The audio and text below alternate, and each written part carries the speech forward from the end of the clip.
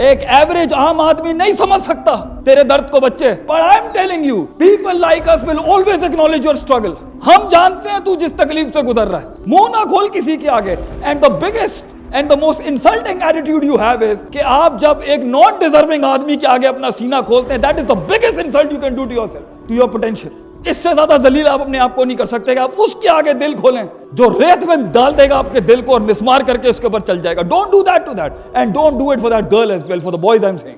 She doesn't deserve it, she is not the one for you. The one for you will come to you when the time is there. This is the time for you to build yourself. I'm not trash, I'm not garbage, I'm not junk.